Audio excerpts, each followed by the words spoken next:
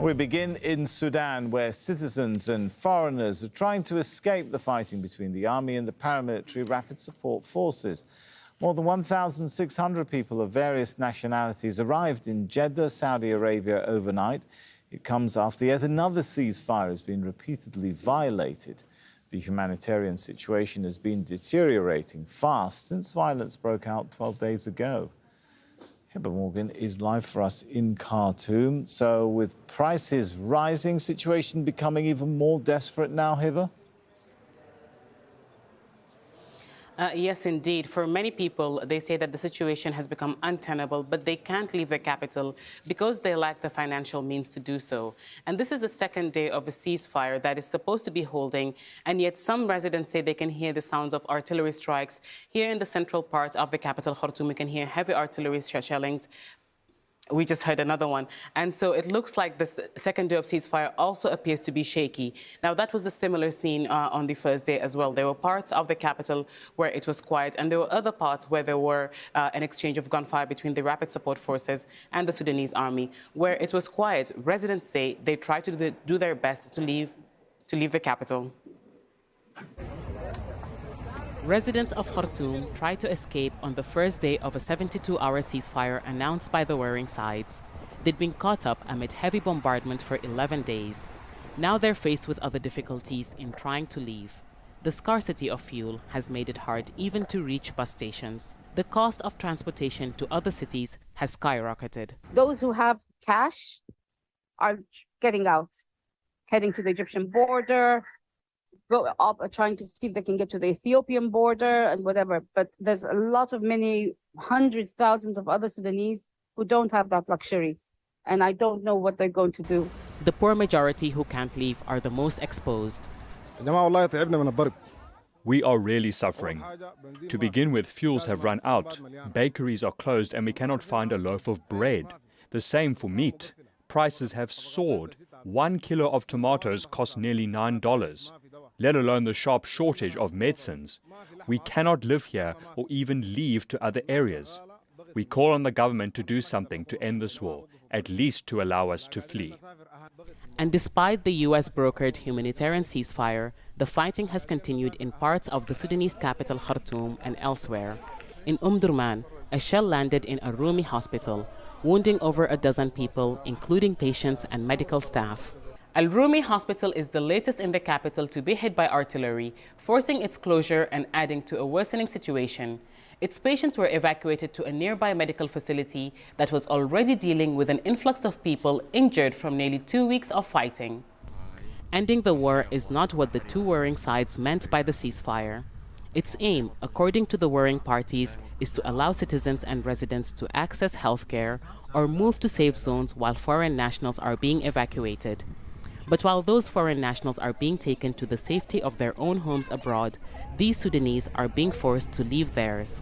Humanitarian impact of this crisis will be harsh.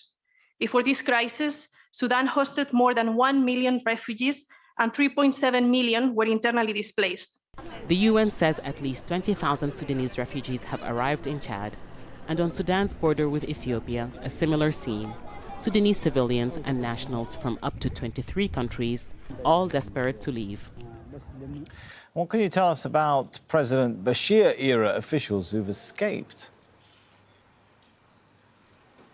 Well, at least 4 prominent members of former President Bashir's government and ruling party have escaped Kobar prison. That's in the northern part of the capital, Khartoum. Now, this happened on the 23rd, which was on a Sunday, and many people wondered where they were, including where the former president is. Now, we know from his family that he's safe and he's in the military hospital, not part of the people who escaped from the prison. But those prisoners are not just any ordinary prisoners. They include Ahmed Haroun, who's wanted by the International Criminal Court for the war crimes and crimes against humanity in the western region of Darfur. That was obviously started in 2003 and went on up to 2018. But he released an audio statement saying that once the fighting is over, he will hand himself to the judicial authorities to be tried. Now, the Sudanese army also released a statement saying that the prisons fell under the direct supervision and control of the Interior Ministry and that it's their job to protect prisoners. But the Interior Ministry right now is being occupied by the rapid support forces. So this is adding to the chaos in the capital, Khartoum. All right, we'll leave it there. Thanks so much, Hiba Morgan. Now, a former Sudanese minister who's wanted by the International Criminal Court for war crimes has escaped from that prison in Khartoum. Ahmed Haroun released an audio statement commenting on the conflict. أخاطبكم اليوم وبلادنا تشهد أحداثاً عصيبة. I address you today as our country is living a dire situation, unprecedented in its modern history. I confirm that I'm standing on your side to safeguard our homeland from being hijacked by a tribal agenda backed by some regional and international states. Our homeland is above any political agenda or partisan entity or any political interest, and our countrymen and women's blood cannot be the price paid for any conflict for power. Here, I reiterate the same sentiment strongly, despite the oppression and injustice done by the perpetrators of April 2019 coup, who have kept us in confinement to placate regional and international powers, which are now proven to be the arch-enemy to the Sudanese people. Tens of thousands of people have fled the fighting. Al Jazeera journalist Mohammed Tawakal is following the exodus on the Sudan-Ethiopia border.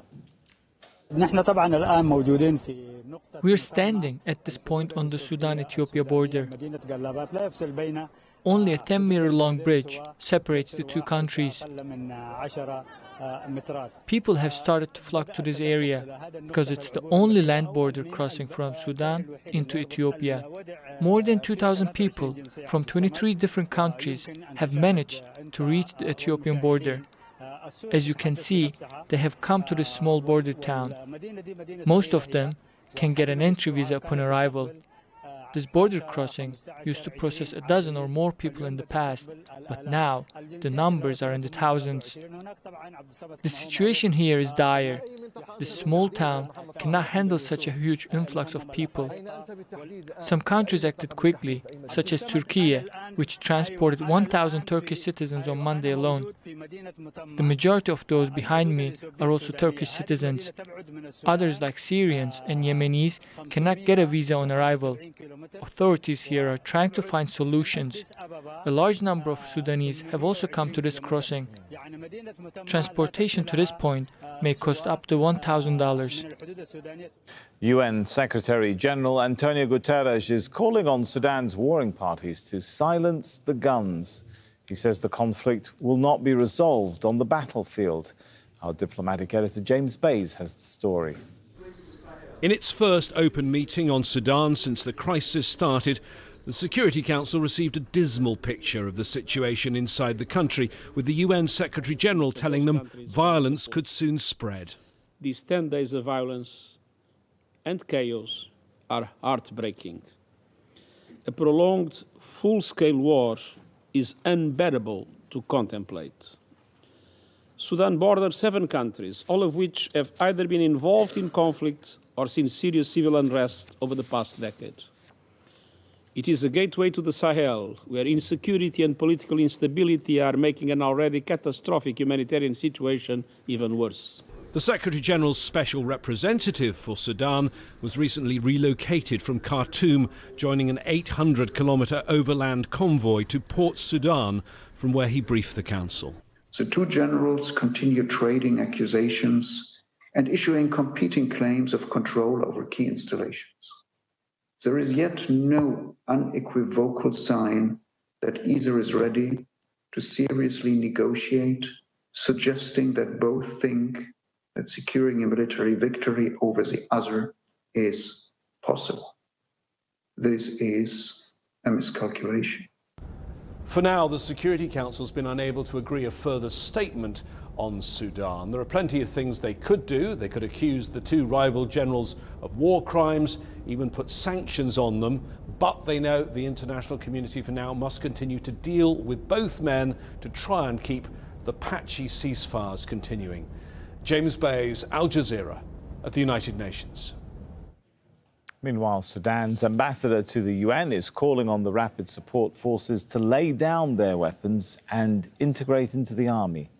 I do not need physical evidence to prove the scale of the damages and suffering from this rebellion, But despite all of the above, Sudan remains a united state, assuming its functions with responsibility.